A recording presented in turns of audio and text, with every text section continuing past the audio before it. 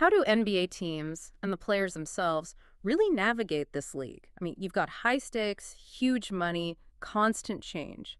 It's like a nonstop chess match, isn't it? It absolutely is. Constant adjustments. So today we're going to take you on a bit of a deep dive. We're looking at some of the latest, really cutting-edge insights from around the NBA. Yeah, we've pulled together some fascinating nuggets, from expert discussions, scouting reports. The goal is really to give you a shortcut to being in the know. Exactly. Some surprising facts, maybe a little bit of analysis that makes you think, keep you hooked. And our mission today, really, is to unpack this whole world of player valuation, team strategy, Yeah. and that really tricky balance, winning now versus building for the long haul. That's always the tension, isn't it? Always. We want to pull back the curtain a bit on how these decisions get made, offer some insights tailored for you, the casual fan who wants that deeper level of understanding. Okay, let's dive in then. A good place to start is often with a specific player, someone who kind of highlights these big themes, high hopes, harsh realities.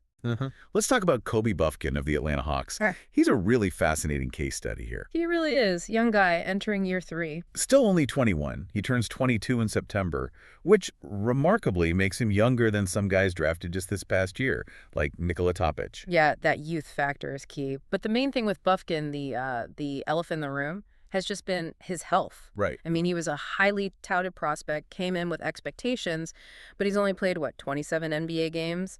And 14 in the G League his rookie year.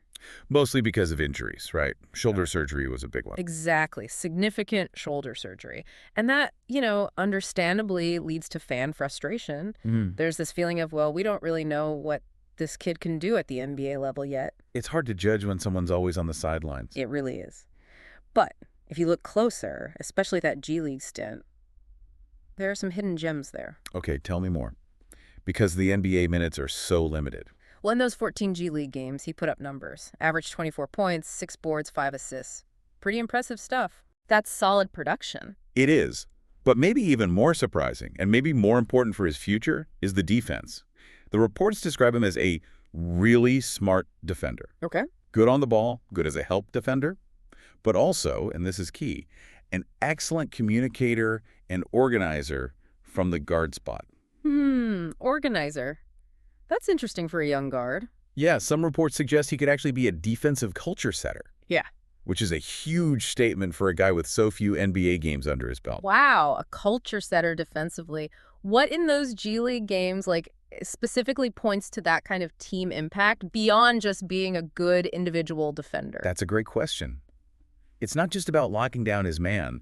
The reports emphasize his constant talking, directing teammates, anticipating rotations, basically quarterbacking the defense from the backcourt. And if that's leadership. That's real leadership potential, especially at 21. Now, offensively, like you'd expect with limited reps, it's a bit more of a mixed bag, some inconsistency there. Needs refinement. Yeah, but the key things are positive. Reports say he's very coachable, he's aggressive. He's seen more as a combo guard, though, not an elite passer like Trae Young, for example. He'll need some help with primary ball handling duties. So his pick and roll reads, his pace, still developing. Definitely areas for growth, yeah. So, okay, you've got this mix of potential, injury history, specific strengths, areas to work on. What does this mean for the Hawks right now? This season feels big for him. It's absolutely crucial because the team has a decision to make. There's a $6.9 million team option for his 4th season. And they have to decide. October 31st. So not far off. And $6.9 million, that's not insignificant for a player they haven't seen much of in NBA action. Makes training camp and preseason huge for him. Absolutely vital. It's a real decision, as one report put it. Not like some past no-brainers they've had with other picks. They really need to evaluate him closely. And Bufkin's story, sadly, it kind of connects to a wider league theme, doesn't it? The impact of injuries. Oh, completely. It's not just young guys like him. You look around the league, Joel Embiid's health is always that giant question mark for the Sixers, right? Affects their whole championship outlook. Yeah. Every year. Or even Tyrese Haliburton, that torn Achilles. Could it actually impact whether people see him as a top 10 guy? Yeah. It's a serious consideration. It really shows how precarious a player's career path can be and how teams have to factor in this huge, unpredictable risk. Absolutely. It influences every strategic move, every dollar spent. Right. And speaking of valuing players and their impact, that brings us neatly to player rankings. Always controversial, always fascinating. Always generates debate. We're looking at one expert's recent top 100 list. And the philosophy here is interesting. It's a mix of what you've done, but also what we expect you to do this year, and injuries. They're factored in significantly. Which makes sense. Availability is key. And this particular list puts a real spotlight on the Cleveland Cavaliers. They landed 5 guys in the top 100. 5 Cavs. Okay, let's break that down. Donovan Mitchell, number 5. Wow. Yeah, that's the big one. A controversial pick, the expert admits. They're definitely higher on Mitchell than the general consensus. Okay, number 5 is bold. Especially after, some playoff struggles, the injuries he played through, the team bowed out. What's the argument for putting him that high? How does the expert counter the postseason concerns? It's a compelling argument, even if controversial. They point straight to the regular season. 5th in MVP voting, first team All-NBA. Arguably the best season of his career. Showed he could be the engine of a potentially elite team. So focus on the peak performance. Exactly. And critically, the argument is that his playoff performance, despite being hurt, alongside Garland, Mobley, Hunter also being banged up, that should actually boost his stock, not hurt it. Showed toughness, carried a heavy load. Interesting perspective. Fighting through adversity. Right. And the expert puts him right there in comparison with other top guards. Brunson, Haliburton, even aging LeBron and Steph and Edwards, saying he belongs in that elite conversation. Okay, I see the logic, even if it's debatable. What about the other Cavs? Evan Mobley at 15, that feels less controversial. Much less. Mobley's early career has been outstanding. Second team All-NBA already, DPOY votes. Yeah. His two-way impact is undeniable. He defends at an elite level, contributes offensively, and he's consistently been on winning teams. Hard to argue with that resume so far. Exactly. He's placed among guys like KD at 13, AD at 14, Kyrie with his injury asterisks at 16, Booker at 17. The expert basically said, given Mobley's unique skill set and impact so young, you just couldn't justify putting him lower. Makes sense. Then Darius Garland at 26. Yeah, Garland had a strong regular season, no doubt. But the playoff struggles, again, hampered by injury, are noted. Still, the expert sees significant growth potential there. He's still getting better. Room to improve. Definitely. And then you have DeAndre Hunter at 61 and Jared Allen right behind him at 62. Hunter just edging out Allen. Any controversy there? A minor one, yeah. The justification for Hunter slightly higher is his perceived fit as a starting two-way wing. Yeah. Especially since his shooting improved in Cleveland.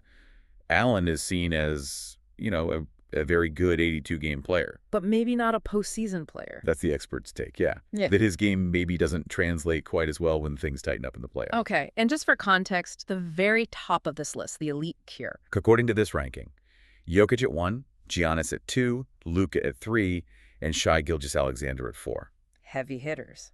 A dominant group setting the standard. No question. Okay, so let's pivot now to that strategic chess match we mentioned earlier. How teams balance winning now, development, all those front office maneuvers. Right, the big picture stuff. The Lakers are always a flashpoint here. That win now pressure is immense. Always. And now it's even more fascinating. You've got LeBron turning 40 during the season, still a lead. But now you have Luka Doncic on the same team. Yeah. Representing the future, but also, arguably, for the first time in LeBron's entire career, you might have someone better than him on the same team. Wow. Yeah. That's a seismic shift, isn't it? How do they manage that dynamic, especially with LeBron's competitiveness? And what about their assets? They don't have much to trade, do they? It's a massive question. And no, their trade assets are really limited.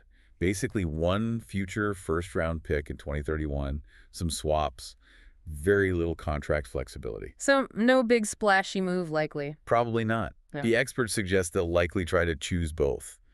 Try to maximize LeBron and Luka together for a win-now push.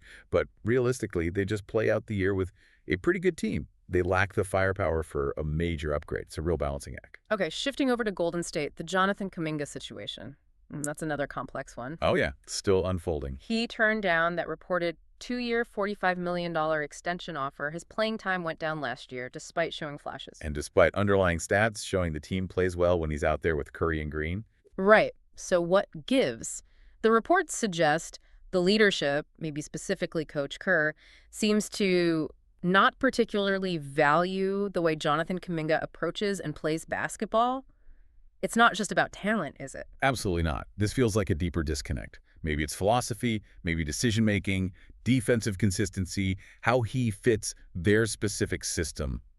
It's that classic potential versus perceived fit issue. And it creates a standstill, right, for a team that really needs young, reliable depth around Curry, Draymond, and now Jimmy Butler. Desperately needs it. That championship window isn't getting any wider. So how do you handle a player with that much raw potential who maybe doesn't align perfectly with your established culture? It's a tough puzzle for the front office. Definitely. Okay, down in Houston, the Rockets have their own key question focused on Thompson. How big a leap can he make this year? He's already shown elite defensive chops, right? First team all defense, fifth in DPOY voting as a young guy. That's incredible. Seriously impressive. But the offense, particularly the shooting. That's the concern. 27% from three, 68% from the line. Not great. And the Rockets need him to step up offensively, especially after some of their recent trades moved out scoring. It highlights that common struggle, doesn't it? Young, athletic players trying to develop a consistent NBA jump shot. It's hard. It's one of the hardest skills to add reliably. And tying this back to team building, let's talk about OKC, the Thunder. It leads to a pretty provocative question. Are we watching the beginnings of a potential modern NBA dynasty? It's a fair question to ask. I mean, the West is brutal, obviously. Yeah. But look at their core. SGA, Jalen Williams, Chet Holmgren, all young, all locked up for years. And the assets. Oh, the assets. What the expert calls endless flexibility. They have a treasure chest of draft picks. So they can keep adding talent. They can keep adding, keep developing. They have this incredible foundation for sustained success. They can basically dictate their own path for years to come, which is rare in today's league. That flexibility is invaluable. Okay, let's talk about the thing that underpins everything. Money, contracts, leverage, team spending. It dictates so much. Always does. Let's look at the Indiana Pacers. Their financial situation is interesting. They seem willing to go into the luxury tax, especially looking ahead to the 2026-27 season when Haliburton's max extension really hits the books. And that willingness to spend combined with their draft picks, that gives them options, right? Big time. They now have more trade capability, up to 4 first-round picks plus swaps. They have the ammo to potentially swing a deal for another star if one becomes available. But they're still balancing that with developing their young guys like Mathurin, Walker, Nembhard. Exactly. It's that same win now versus develop tension. Interestingly, though, their offseason got a bit of a mixed grade from one expert. Oh, how so? Well, losing Miles Turner in free agency, even considering his contract demands, apparently hurts their ability to match salaries in future star trades. His previous deal was apparently a useful mid-tier salary slot. So a C or 410 grade from that particular analysis. Okay. That's an inside baseball kind of impact. It is. But on the flip side, their margin moves, the draft picks, bringing in guys like Jay Huff, James Wiseman, those were seen as smart, low-risk bets. Gotcha. Okay, shifting to Chicago.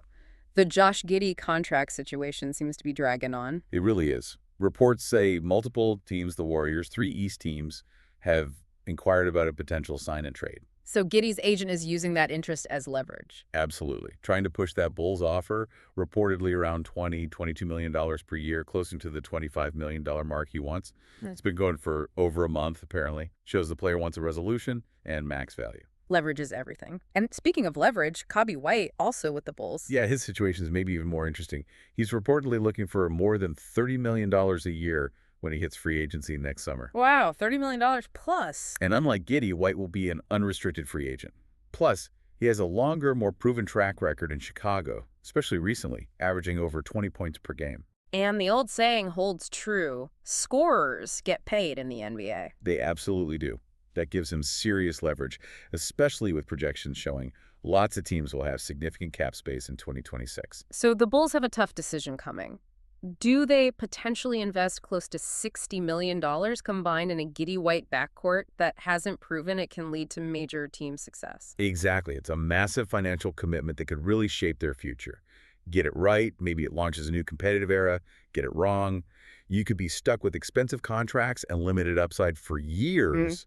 They have to decide if that backcourt is their future or just a future cap headache. Well, what a tour through the complex landscape of today's NBA. We've touched on so much individual player journeys, team strategies, injury impact, the ever-present money factor. Yeah, it really shows how interconnected everything is. From a rookie's G League performance to a superstar's max contract negotiation, it's all part of this intricate web. The stakes are just incredibly high at every level. So, as you process all this, maybe here's a final thought to chew on.